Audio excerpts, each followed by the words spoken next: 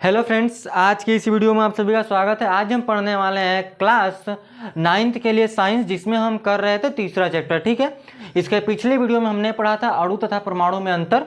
हमने अणु क्या होता है उसको लिखवा दिया है। आज हमको करना है, क्या करना है पहले तो देखना पड़ेगा क्या करना है।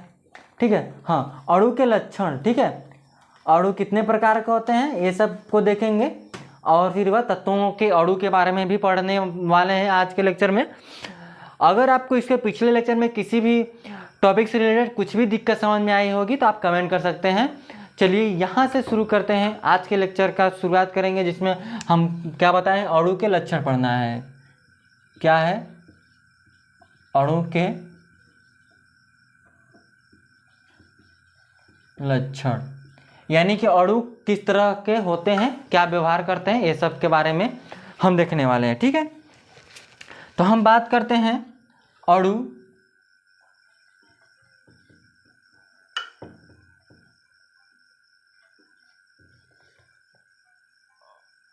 के निम्न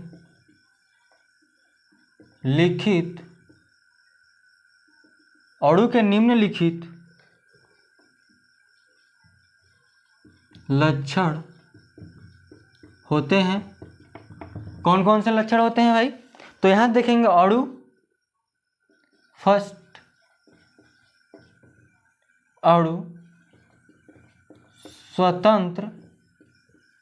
अणु जो है स्वतंत्र अवस्था में रह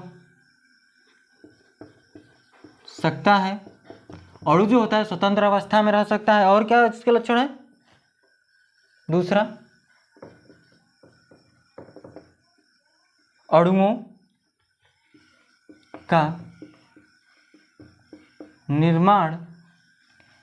का निर्माण परमाणुओं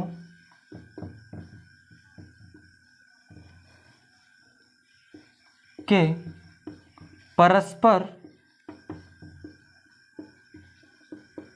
संयोग से या फिर संयोग करने से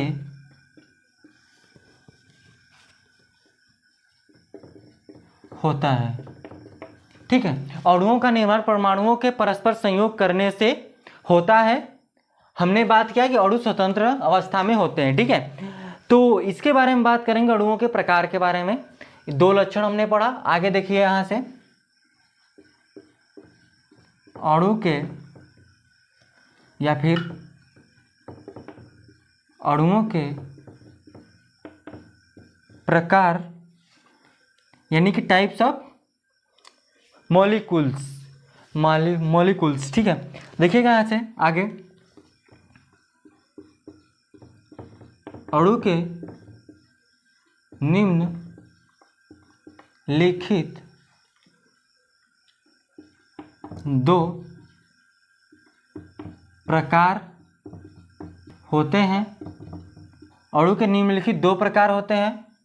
फर्स्ट लिखेंगे समपरमाणुक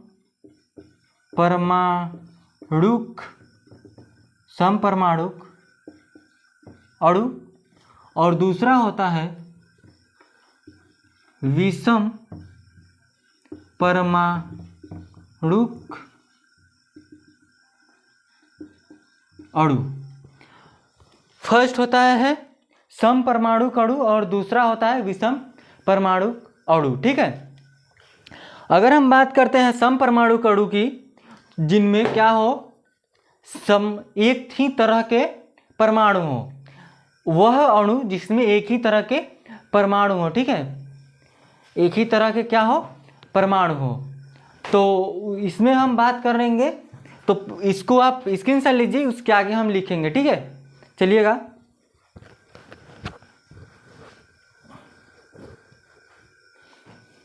देखिए यहां से लिखेंगे। अभी हम समपरमाणु अणु की अगर लिखवाए ना, तो उसमें भी 2-3 पार्ट है समपरमाणु अणु में भी, तो उसको भी देखेंगे। तो फर्स्ट हेडिंग डालिएगा यहाँ से, समपरमाणु अणु। इस दूसरे वाले को इरेज करते हैं, फर्स्ट वाला यहाँ से लिखेंगे। ठीक है, चलिए यहाँ से लिखना शुरू करेंगे। तो लिखेंगे समान प्रकार के परमाणुओं, समान प्रकार के परमाणुओं के संयोजन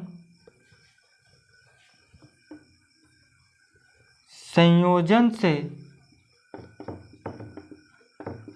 बने अणु को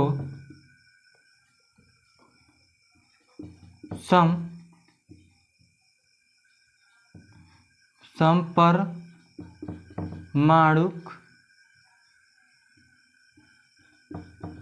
अणु कहते हैं। समान प्रकार के परमाणुओं के संयोग से बने अणु को समपरमाणुक अणु कहते हैं। ठीक है, इतनी बात आपको क्लियर हो गई है। तो आगे लिखेंगे हम क्या कि देखिए सरल संख्या, हम बात करते हैं अगर सरल संख्या अणु की, ठीक है, या फिर सरल संख्या अणु नहीं तो यहाँ पर लिखिएगा सरल पदार्थों यानी कि तत्व के अणु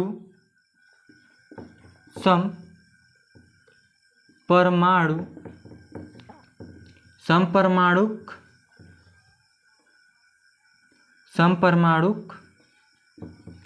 होते हैं। यानी कि सरल पदार्थों के जो अणु होते हैं समपरमाणुक होते हैं। और क्या लिख सकते हैं कि अणु में उपस्थित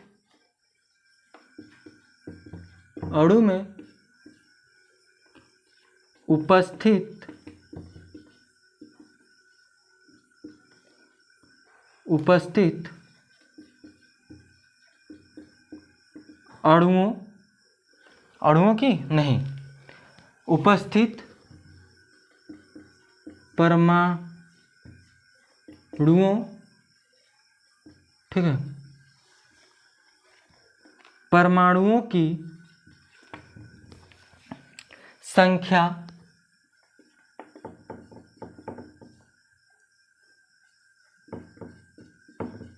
अणु की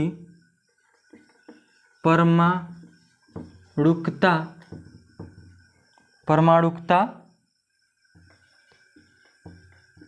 कहलाती है। इसमें देखिए दो क्वेश्चन आपसे पूछेगा समपरमाणुक अणु क्या है। दो क्वेश्चन के आंसर यहाँ से बन गए। समपरमाणुक अणु क्या है? समान प्रकार के परमाणुओं के संयोजन से बने अणु को समपरमाणुक अणु कहते हैं। सरल पदार्थों के अणु समपरमाणुक होते हैं, यहाँ तक हो गया। और उसके आगे क्या है कि अणु में उपस्थित परमाणुओं की संख्या अणु की परमाणुकता कहलाती है। आपसे पूछता है परमाणुकता क्या कहलाती है, तो अणु में उपस्थित परमाणुओं की संख्या अणु की परमाणुकता कहलाती है। ठीक है, आपसे ये भी पूछेगा। तो देखिएगा आगे कैसे करते हैं। एक और है द्विपरमाणुकता। द्विपरमाणुकता क्या है, अगर हम बात करते हैं इसके उदाहरण के, ठीक है, परमाणुकता के उदाहरण जैसे कि हम लिखते हैं अणु कहते हैं, ठीक है, उत्कृष्ट गैस है। उत्कृष्ट गैस की बात करते हैं। आप ऊपर उतार चुके होंगे तो इतना चलिएगा, यहाँ इसी जगह से देखिएगा, एक दो लाइन जितना तक कट जाए। उत्कृष्ट गैस, जो उत्कृष्ट गैस है, ठीक है, इसमें देखिए कई क्वेश्चन बन सकते हैं यहाँ से। तो आप जितना हम लिखवा रहे हैं ना उसको अलग अलग करके याद करेंगे ना तो आसानी से याद हो जाएगा। जैसे कि यहाँ से यहाँ तक इसको अलग करके याद कर लीजिए, फिर इसके इधर इतना अलग याद कर लीजिए, अलग अलग क्वेश्चन समझकर बनाकर जो हम बोल रहे हैं उस तरह से क्वेश्चन लिख लीजिए, फिर उसको आप आंसर की तरह लिख लीजिएगा। ठीक है, जो उत्कृष्ट गैस है जैसे कि आर्गन हो गया, क्या है, आर्गन नहीं है, हीलियम हो गया, ठीक है, AR आर्गन, और आपके हो गए क्रिप्टन हो गया, ठीक है, तो तथा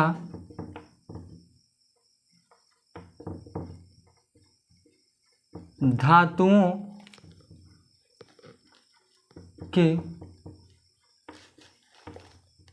अणु एक परमाणुक होते हैं। ये जो तत्व है, जो उत्कृष्ट गैस है, इनके अणु क्या होते हैं, एक परमाणुक होते हैं, एक ही परमाणु से मिलकर बनते हैं। ठीक है, और हम बात करते हैं तथा, ठीक है, तथा धातु के अणु एक परमाणुक होते हैं। अगर हम बात करते हैं दो परमाणुक अणु की, तो दो परमाणुओं से बने अणु को द्विपरमाणुक अणु कहते हैं। दो परमाणुओं से बने अणु को द्विपरमाणुक अणु बोलते हैं, जैसे कि हाइड्रोजन, नाइट्रोजन, ऑक्सीजन यानी H2O2, ये सब क्या है, द्विपरमाणुक अणु है। ठीक है, तो उसके आगे लिखेंगे, इसको इरेज करते हैं। ठीक है, देखिएगा ऊपर आप उतार चुके होंगे। ठीक है, हम समझ गए, आप उतार लिए हैं। नहीं उतारे होंगे तो आप इसका स्क्रीनशॉट ले लीजिएगा, कोई दिक्कत नहीं है, समझे। देखिए, दो परमाणु क्या लिख रहे हैं, हाँ, द्विपरमाणु या दो परमाणु, द्विपरमाणु अणु किसे कहेंगे पहले, तो द्विपरमाणु यानी कि दो लिखेंगे, दो परमाणुओं से बने अणु द्विपरमाणु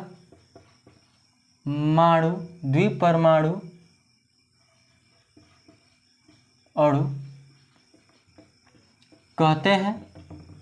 जैसे द्विपरमाणु अणु कहते हैं, जैसे कि हो गया आपका हाइड्रोजन हो गया, हाइड्रोजन के बाद ऑक्सीजन हो गया, ऑक्सीजन के बाद हम और क्या लिखेंगे, तथा क्लोरीन हो गया, तथा क्लोरीन हो गया। ब्रैकेट में क्या लिखेंगे, H2O2 एंड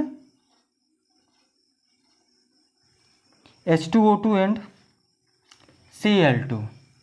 ठीक है, और हम इतनी बात कर दो परमाणु अणु की, जिसमें दो परमाणु मिलकर द्विपरमाणु अणु बनाते हैं। ठीक है, दो परमाणुओं से बने अणु को द्विपरमाणु अणु कहते हैं। इतनी बात आपको क्लियर हो गई है। ठीक है, आगे देखिएगा, आगे भी है, आगे देखिए है आपके ओजोन जो है ना, ओजोन जो गैस है वो त्रिपरमाणु अणु है।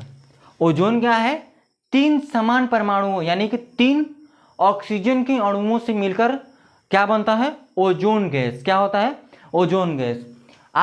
ओजोन गैस आपसे पूछता है, ओजोन गैस किस तरह का गैस, किस तरह के अणु, मतलब किस तरह का अणु है, अणु से मिलकर, मतलब किस तरह के परमाणु से मिलकर बना है, तो त्रिक परमाणुओं से मिलकर, तीन परमाणुओं से मिलकर बना है ओजोन गैस। ठीक है, इतनी बात आपको क्लियर हो गई है। जैसे कि अगर हम बात करते हैं सल्फर की, ठीक है, सल्फर की बात करते हैं तो सल्फर 8 यानी कि अष्ट परमाणु अणु है, उसमें सल्फर में होता है। ठीक है, अगर हम बात करते हैं फास्फोरस की, तो उसमें 4 होते हैं। क्या होते हैं, 4 होते हैं। देखिएगा, फास्फोरस जो होता है यानी कि P4 होता है, यानी कि 4 परमाणु के अणुओं से मिलकर बनता है। ये हो गया आपका ओजोन, O3। ओजोन को क्या लिखते हैं, O3। इसको क्या है, ये लिखिएगा फास्फोरस जो 4 परमाणुओं से मिलकर बना है। ओजोन है जो 3 परमाणुओं से मिलकर बना है। और आपका क्या होगा, सल्फर यानी कि 8। सल्फर क्या होता है, 8 परमाणुओं से समान परमाणुओं से बना है। हम क्या पढ़ रहे हैं, समपरमाणु अणु। हम पढ़ रहे हैं समपरमाणु अणु जो समान अणुओं से मिलकर बना है, एक उसमें जुड़ा हो या फिर 2 जुड़ा हो, इससे मतलब नहीं है। बस ये हम पढ़ रहे हैं कि समपरमाणु अणु। हमने बताया कि फास्फोरस में 4 परमाणु हैं, इसमें हैं 3 है, इसमें है 8, ठीक है। इस मिलकर क्या बना गए, अणु बना गए, ठीक है। क्या बना गए, अणु बना गए, ठीक है। इतनी बात हम आपको क्लियर हो गई होगी। तो अगला जो हेडिंग है वो डालिएगा विषम परमाणु अणु, परमाणुक अणु, ठीक है। चलिए लिखेंगे। हमने देखिए एक परमाणु अणु बताया, द्विपरमाणु अणु बताया, 3 परमाणु अणु बताया, और फोर्थ बता दिया, चतुर्थ परमाणु अणु, और आपके 8 क्या बोलते हैं, अष्ट परमाणु अणु के बारे में भी हमने बता दिया कि जिसमें 8 परमाणु होंगे उससे को हम अष्ट परमाणु अणु बोलते हैं, ठीक है। ये यहाँ से इरेज करेंगे। दूसरा हेडिंग डालिएगा, उसमें क्या क्या है। इसमें हम आपने देख लिया कि किस तरह से हमने इसको बनाया है। हमने लिखेंगे दूसरा नंबर करके विषम परमाणुक अणु। क्या है विषम परमाणुक अणु। हमने समपरमाणुक अणु में बताया कि उस एक ही तरह के परमाणु होंगे तो वो मिलकर अणु बनाएंगे, लेकिन यहाँ पर क्या होगा, अलग अलग तरह के क्या होंगे, आपके परमाणु होंगे जो एक अणु बनाएंगे, ठीक है। तो क्या लिखेंगे यहाँ से, लिखिएगा भिन्न भिन्न भिन्न प्रकार के 2 या 2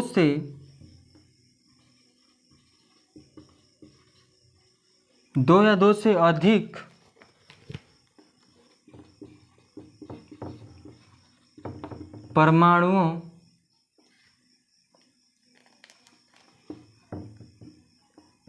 परमाणुओं से बने अणु को विषम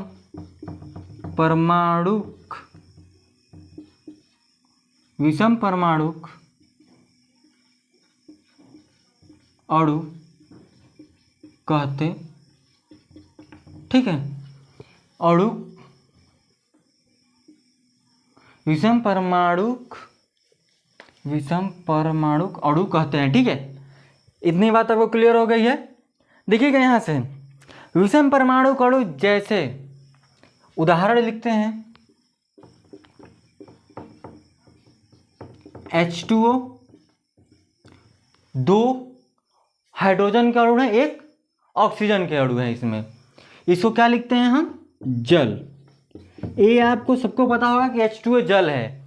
कोई किसी का रासायनिक सूत्र पता ना हो या ना हो, लेकिन हमको जल का एकदम पता रहता है, ठीक है। आगे क्या है, आगे हम क्या लिखेंगे, अमोनिया का NH3 में क्या है, जिसको बोलेंगे अमोनिया। एक नाइट्रोजन के अणु है कि क्या, किसके, नाइट्रोजन के, और 3 ऑक्सीजन के। इसके कितने हैं, 1 और इसके 3 हैं। आपको समझ में आया। चलिए आगे CO2 की बात भी कर सकते हैं, कार्बन डाइऑक्साइड की बात कर सकते हैं।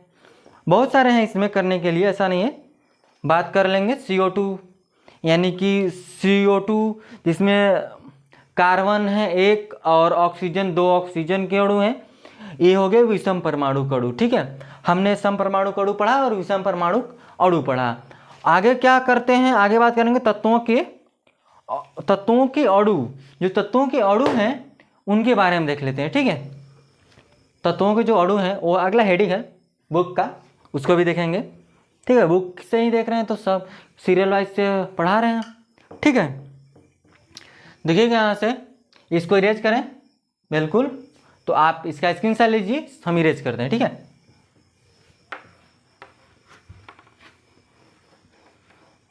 देखिए हम विषम परमाणु अणु में क्या बताया कि 2 या 2 से भिन्न भिन्न प्रकार के 2 या 2 से अधिक परमाणुओं से बने अणु को विषम परमाणु का अणु बोलते हैं, जैसे कि जल हो गया, कार्बन डाइऑक्साइड हो गया और आपके अमोनिया हो गया। अमोनिया में एक नाइट्रोजन है और 3 ऑक्सीजन है, ठीक है। जल क्या है, H2O, जिसमें 2 हाइड्रोजन है और 1 ऑक्सीजन है, ठीक है। इसको इरेज हम कर लें पूरा।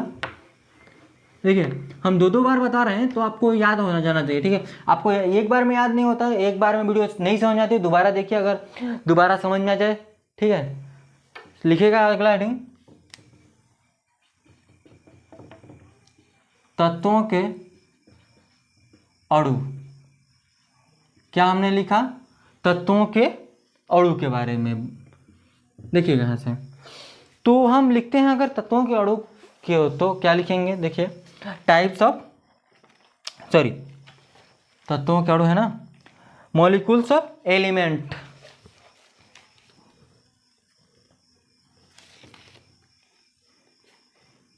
लिखेंगे हम यहाँ से किसी तत्व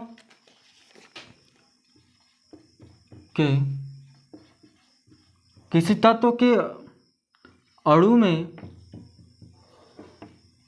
रासायनिक, किसी तत्व के अणु में रासायनिक रूप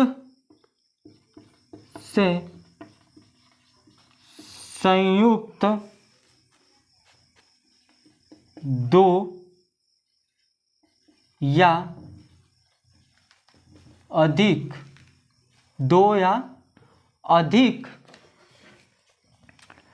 समान परमाणु होते हैं। किसी तत्व के अणु में रासायनिक रूप से संयुक्त 2 या अधिक परमाणु, समान परमाणु होते हैं, ठीक है। जैसे उदाहरण की बात करते हैं,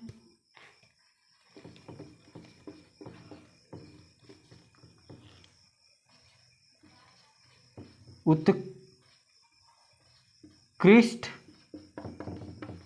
गैस यानी कि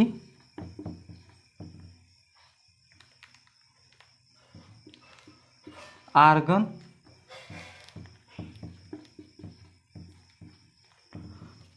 यानी कि एयर,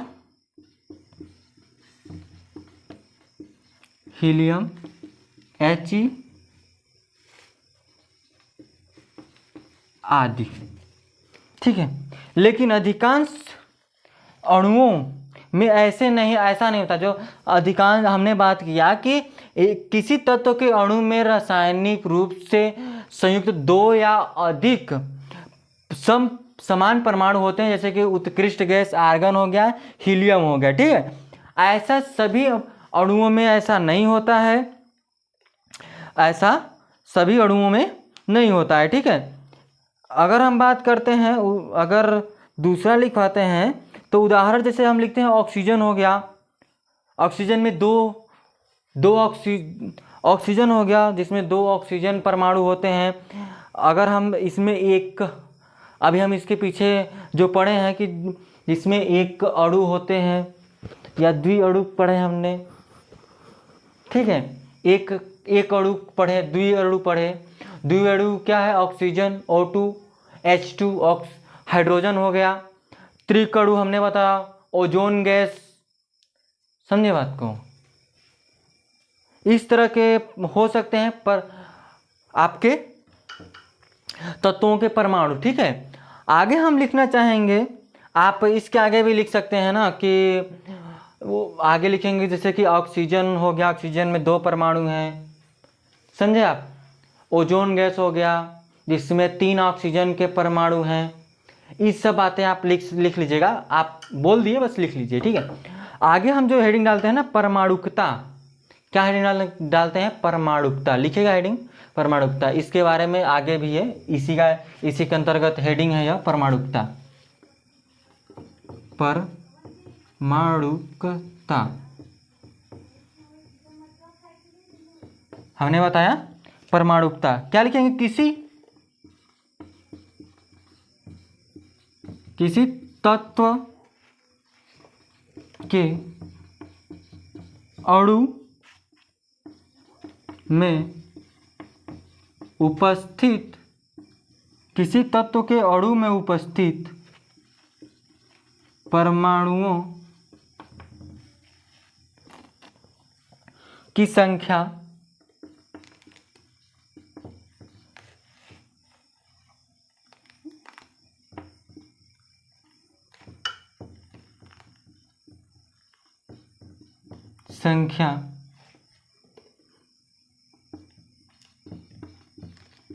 उसकी परमाणुकता क्या है, किसी भी तत्व के अणु में उपस्थित परमाणु की संख्या उसकी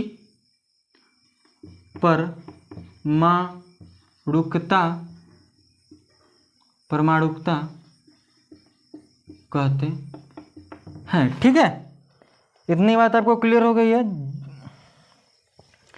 हमने अभी बताया उत्कृष्ट गैसों के बारे में, उसमें हमने देखा सभी परमाणुओं के बारे में। ठीक है, हम जैसे बात करते हैं हाइड्रोजन हो गया, ये सब में परमाणुओं के अणु होते हैं। हमने बताया कि जैसे कि अगर हम बात करते हैं Cl2 क्या है, क्लोरीन है। ठीक है, इन सभी के बारे में बात किया, जिससे क्लोरीन हो गया, क्लोरीन में हम Cl2 ले लिया, जिसमें 2 क्लोरीन हो जाएंगे, 2 क्लोरीन के अणु हो जाएंगे। इस तरह से ओजोन गैस हो गया, फास्फोरस हो गया, ये सब हमने बढ़ा दिया। ठीक, जैसे ठोस सल्फर हो गया जिसमें 8 परमाणु होते हैं, ये सब हमने देख लिया है। आप इन सभी के बारे में इसके नीचे ही जो ऊपर लिखा है सेम इसके नीचे भी बुक में लिखा है, तो वो नहीं लिखते हैं। ठीक है, आपको बस इतना समझ में आ गया कि तत्वों के जो परमाणु होते हैं वो कैसे उनके परमाणुओं की संख्या के अनुसार उनको विभाजित किया जाता है समपरमाणु अणु और विषम अणुओं में। ठीक है, समपरमाणु अणुओं में भी 3 तरह के हो जाते हैं कि एक अणु परमाणु और द्विअणु परमाणु अणु, और आपके हो जाते हैं 3 परमाणु हो जाते हैं, किसी में 4 8 इस तरह के, उसमें आ जाते हैं समपरमाणु अणु। जैसे मतलब एक ही तरह के जिसमें परमाणु होते हैं 1 2 3 जितना भी हो, उस तरह से विभाजित कर लिया जाता है। ठीक है, तो आगे देखिएगा क्या है, कुछ तत्वों के परमाणुकता अधातुएं हैं, जैसे कि आर्गन हो गया, हीलियम, ऑक्सीजन, ये सब अधातुएं हैं। आर्गन जैसे हो गया, वो क्या है कि 1 परमाणु अणु है। हीलियम हो गया, वो 1 परमाणु अणु है, अभी हमने ऊपर लिखवाया है। ऑक्सीजन द्विक परमाणु अणु है। हाइड्रोजन भी द्विक परमाणु अणु है। नाइट्रोजन द्विक परमाणु, क्लोरीन द्विक परमाणु और फास्फोरस हो गया।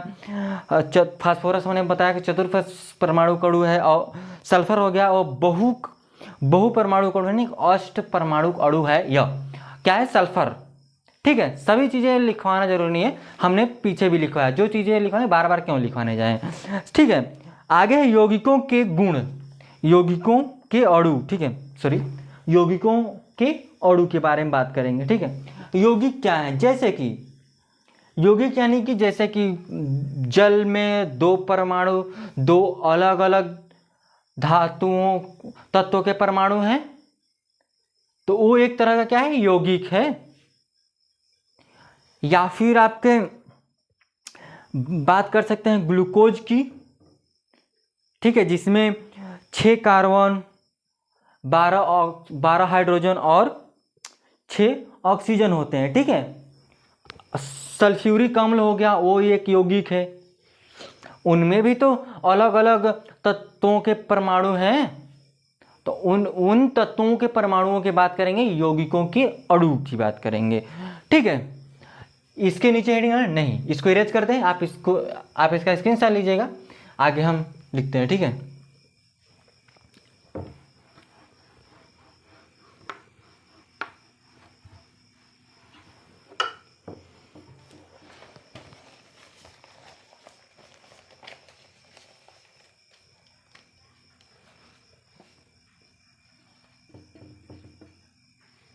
क्या लिखते हैं, यौगिकों के अणु। यौगिकों के अणु। तो भिन्न भिन्न तत्वों के परमाणु एक निश्चित अनुपात परस्पर संयुक्त होकर यौगिक बनाते हैं। यौगिक के अणु बनते हैं। लिखेंगे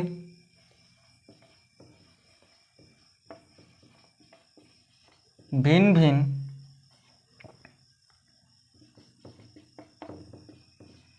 तत्वों के परमाणु एक निश्चित अनुपात में परस्पर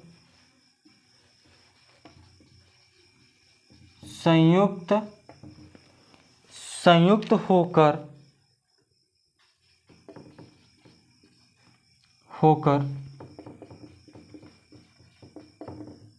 यौगिकों के अणु बनाते हैं। ठीक है, जैसे हम उदाहरण में लेते हैं, उदाहरण में जैसे H2O, जिसमें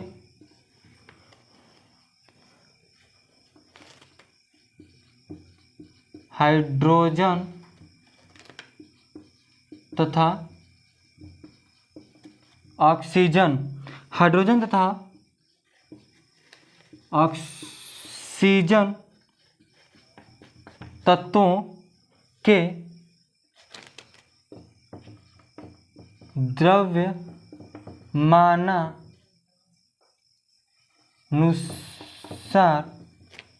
1:8 अनुपात में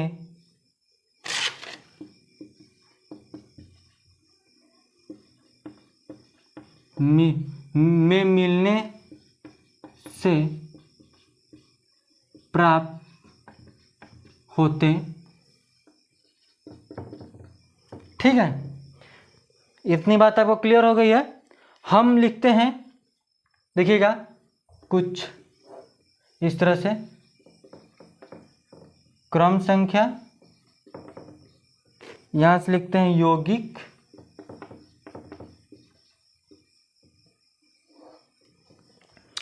संयुक्त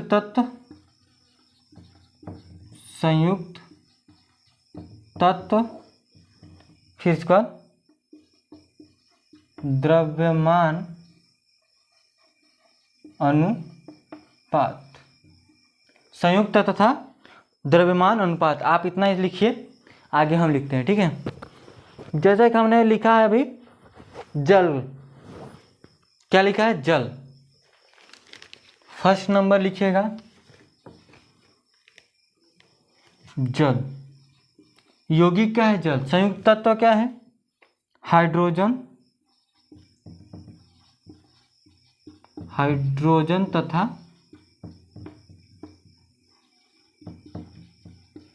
ऑक्सीजन, यानी कि द्रव्यमान क्या है? 1:8। हमने भी ऊपर भी लिखा है। दूसरा क्या लिखते हैं? दूसरा लिखते हैं जैसे कार्बन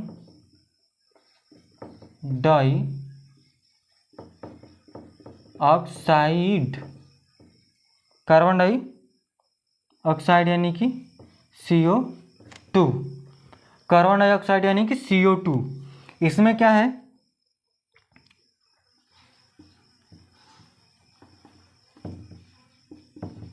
कार्बन है तथा ऑक्सीजन है, कार्बन है तथा ऑक्सीजन है। यह कितने कितने अनुपात में है? 3:8 द्रव्यमान अनुपात। आगे देखिएगा तीसरा नंबर, तो हाइड्रोजन सल्फाइड, हाइड्रोजन सल्फाइड यानी कि H2S, हाइड्रोजन सल्फाइड, जिसमें क्या है? आपके हाइड्रोजन तथा सल्फर है। हाइड्रोजन तथा सल्फर है किसके कितने कितने अनुपात में, n 1:16 में। ठीक है, इतनी बात आपको क्लियर हो गई है। और लिखते हैं यहाँ से 1 2। जैसे हम लिखते हैं अमोनिया, हमने अमोनिया के बारे में भी बात किया था। अमोनिया यानी कि NH3 जिसमें नाइट्रोजन तथा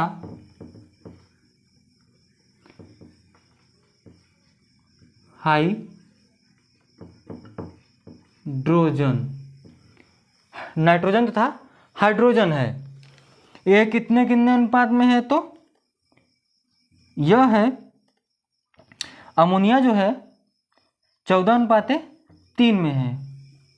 कितना, 14:3 में है। तो यहाँ से देखिएगा और क्या है, और देख लीजिएगा आगे है सल्फ्यूरिक अम्ल है।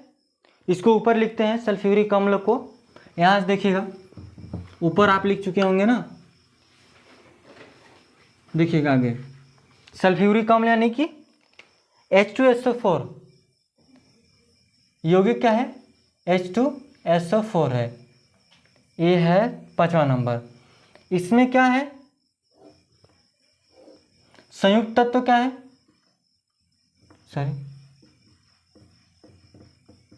हाइड्रोजन, और क्या है सल्फर और ऑक्सीजन। ठीक है, कितने कितने द्रव्यमान में है, तो यह एक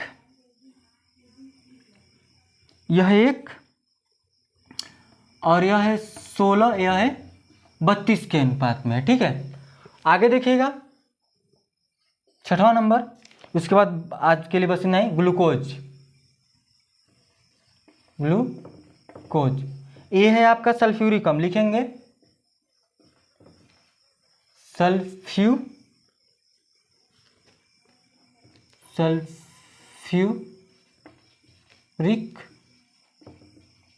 अम्ल।